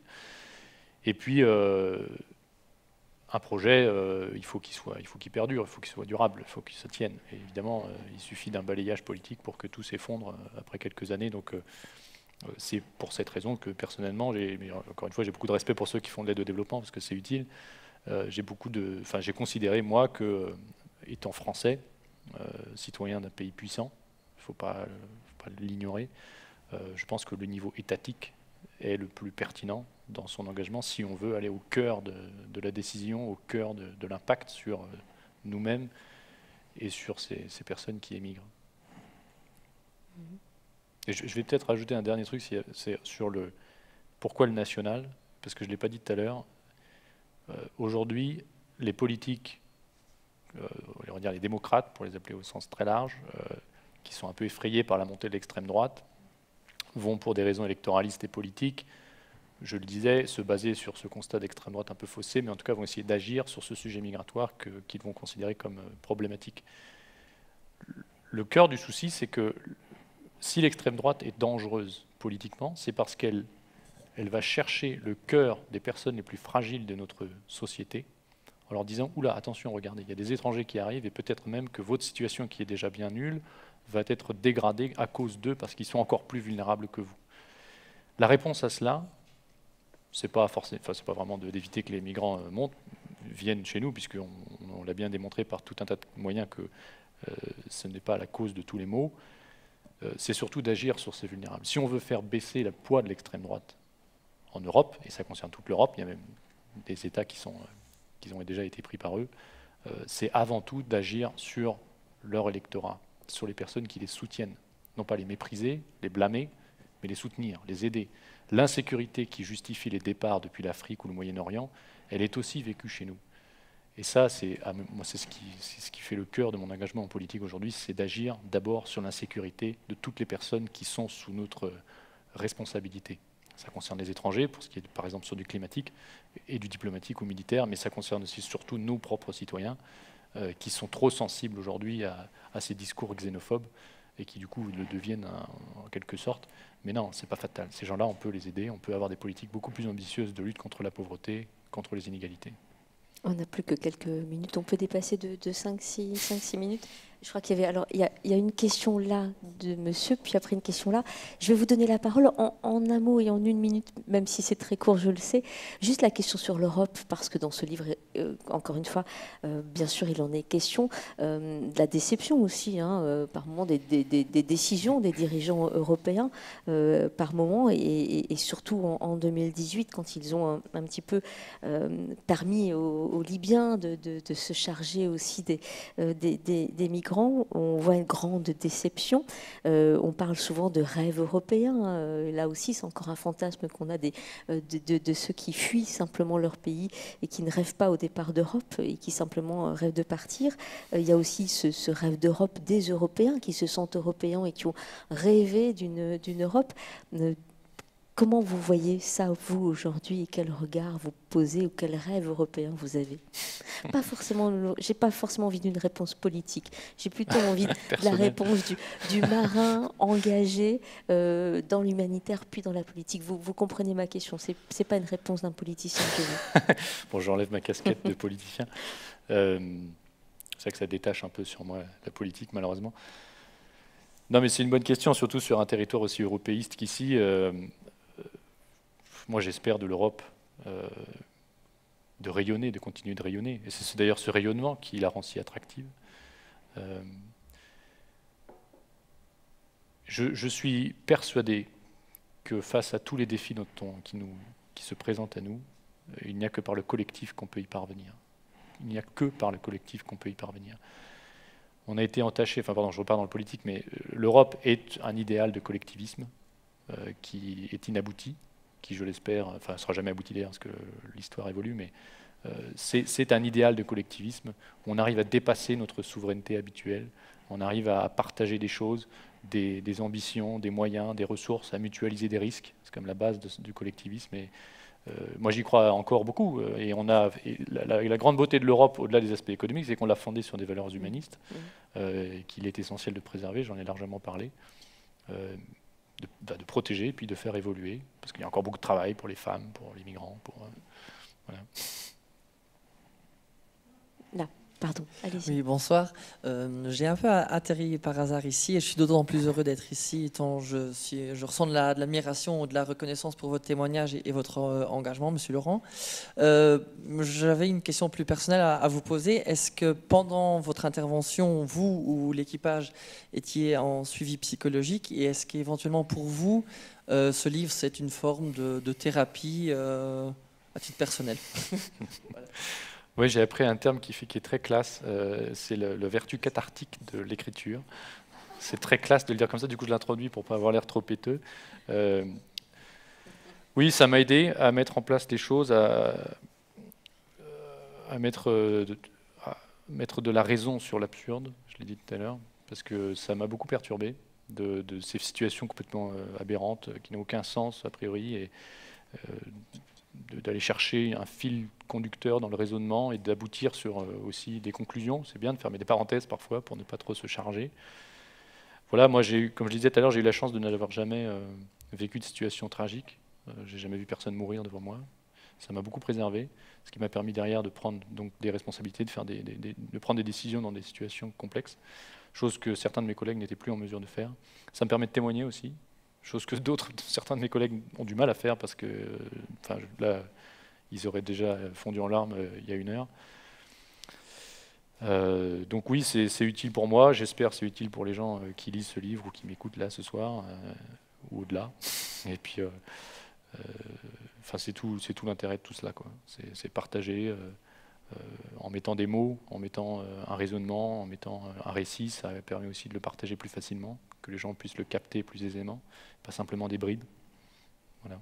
Oui, puis vous faites le passeur aussi de certains de vos collègues dont vous mettez quelques dialogues que vous avez eus avec eux et certains qui ont effectivement vu des choses qui étaient assez terribles. Je crois que là aussi. Oui. Bonsoir, merci beaucoup pour vos interventions très intéressantes. Je voulais savoir combien il y a, ou il y a toujours d'Aquarius si on peut dire, en circulation en ce moment. Je sais combien. Et d'autre part, je voulais faire une autre remarque. J'ai vu un film il y a quelques mois, maintenant ça fait peut-être même 1 an, qui s'appelait Styx. Et c'était aussi, je ne sais pas si vous l'avez vu, et donc c'était aussi un film très impressionnant aussi c'était donc un film sur l'histoire d'une femme qui prend son bateau. En fait, elle est médecin à Cologne et elle prend son bateau et elle va être confrontée en fait à avoir un bateau avec. Et elle se demande comment réagir, comment faire avec, parce qu'il y a beaucoup de personnes sur le canot, etc. et tout. Et c'était c'était juste une petite parenthèse pour dire que ce film était également posé de bonnes questions, je pense qu'il posait de bonnes questions, etc. Et troisième petit point, est-ce que le Luxembourg, nation de grands navigateurs, prend part aussi de temps en temps, ou est-ce que Monsieur Jean Hasselborn, est-ce qu'il se passe quelque chose? Est-ce qu'on prend part à des missions comme... Est-ce qu'il y avait des Luxembourgeois sur des bateaux? Est-ce que... je ne sais pas. C'était juste... Ça m'est venu à l'idée. Est-ce qu'on est actif, je veux dire. Merci beaucoup. Je vais répondre rapidement. Donc, sur les bateaux aujourd'hui engagés, l'Aquarius n'opère plus. Il a été éjecté de la zone. On a perdu le pavillon 3 fois. Au bout d'un moment, on n'avait plus de tissu, on va dire. Et après, on peut peut-être... Alors, à quoi sert un pavillon? C'était peut-être important aussi quand même, en 2 mots, parce que c'est très simple. Oui, alors, au-delà de décorer, c'est vraiment l'application de la juridiction d'un État sur le bateau. Et le plus gros risque, c'est qu'en fait, on n'appartient plus à aucune juridiction, à aucun État, et on peut se faire arraisonner sans protection. C'est-à-dire qu'un État militaire, un bateau militaire ou n'importe quel bateau pouvait saisir l'Aquarius en mer, nous arrêter. Bon, nous, en tant que citoyens européens, on serait protégés, mais le bateau, lui, il n'aurait pu être protégé par personne. Il y avait Gibraltar, c'était le premier pavillon, Panama. Après, on a été voir Panama, qui au début était très conciliant, puis quand ils ont eu 2-3 appels de Salvini, ils ont vite coupé court. Et puis ensuite, on a dû se rabattre sur le Libéria, mais qui, pareil, ne pouvait pas... ils ont reçu des pressions diplomatiques telles qu'ils ne pouvaient pas tenir. Donc là, aujourd'hui, il y a je ne sais plus exactement, je crois qu'ils sont 6 navires engagés aujourd'hui. SOS Méditerranée est reparti avec un bateau qui s'appelle l'Ocean Viking. Médecins sans frontières a un autre bateau qui s'appelle le Geo Barents, un bateau norvégien. Les 2 d'ailleurs sont norvégiens. Il y a des ONG allemandes qui s'appellent Sea-Watch qui étaient déjà à l'époque engagées, qui l'est toujours. Voilà, il y a eu quelques projets très éphémères comme ceux soutenus par Banksy notamment. Et puis il y a l'ONG Proactiva Open Arms, qui est une ONG espagnole qui est toujours engagée aussi. Donc il y a toujours de l'activité, mais depuis 2018, les ONG sont contraintes on leur met des bâtons dans les roues en permanence, les bateaux sont saisis régulièrement, les équipages sont mis en examen, donc ils passent très peu de temps en mer malheureusement, alors qu'ils sont prêts, ils ont l'argent, ils ont les équipements, le personnel, ils ont tout, mais ils sont coincés au port. Luxembourgeois. Sur le Luxembourg, j'ai pas grande idée de ce que fait le gouvernement. Honnêtement, je pourrais pas vous répondre. Après, sur les 300 000 luxembourgeois, j'en ai vu aucun pour l'instant, mais peut-être qu'il y en a, parce que je connais pas non plus tout le monde qui s'est engagé sur toutes les ONG. Mais il y en a peut-être, il y en a sûrement. Enfin, en tout cas, je sais qu'il y en a qui en sont sensibles. Un des défauts, c'est qu'effectivement, les gens comprenaient nous sur l'Aquarius, et c'est le cas des autres ONG, ce sont des gens qui avaient de l'expérience de la mer. Bon, il y en a sûrement aussi en Luxembourg qui connaissent la mer, hein, c'est pas si loin. Et vous aviez une entre-deux questions, je ne sais plus, c'était sur... sur le film. Ah oui, le film. Ah oui, alors ma simple remarque, c'est que je n'encourage personne de faire pareil. N'allez pas avec votre voilier faire de la philanthropie, c'est extrêmement dangereux. Vous risquez de ne jamais revenir. Donc non, il faut... Enfin, le film montre plein de choses intéressantes, mais vraiment... Je dis ça parce que j'ai eu des gens qui nous ont sollicités en disant « Ah, moi j'aimerais bien partir avec mon voilier. Qu'est-ce qu'il faut faire ?» Voilà, la première chose, c'est de ne pas partir. Surtout, ne partez pas. Parce que vous allez poser... Enfin, en fait, au-delà de se mettre en danger soi-même, le problème, c'est quand vous avez 150 personnes en face de vous qui sont en détresse, vous arrivez avec votre voilier, vous ne pouvez en accueillir que 10-15 grand max, et encore que pendant quelques heures. Après, au bout d'une demi-journée, vous ne pouvez même plus. Vous faites quoi des autres? Et en fait, généralement, quand eux ont le sentiment qu'ils ne seront pas secourus, ils se battent.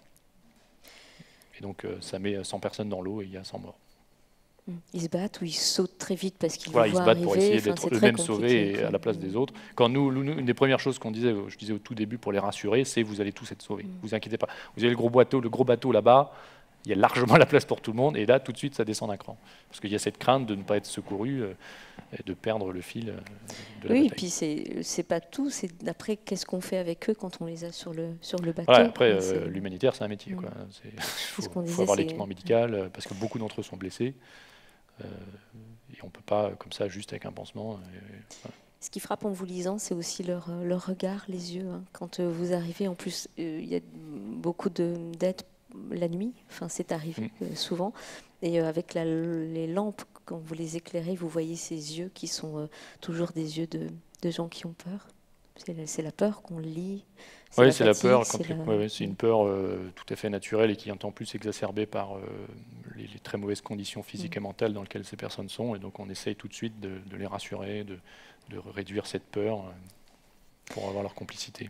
On aurait pu parler de la mafia, parce que là aussi, notamment à Crotone, puisque c'est là où vous alliez d'abord pour emmener les migrants, et vous vous êtes rendu compte effectivement de ce que la mafia pouvait aussi avoir à faire avec ça. Donc c'est pas facile quand ils quittent leur pays, mais c'est pas facile non plus quand ils arrivent. Merci beaucoup Antoine Laurent. Merci à vous. Journal de bord de l'Aquarius aux éditions Kero, comme vous l'avez dit tout à l'heure Pauline, les livres sont là et vous pouvez les dédicacer. Et merci beaucoup pour votre éclairage très important sur l'histoire et aussi sur la sociologie, Monsieur Golero. Merci à vous aussi pour votre attention. Voilà.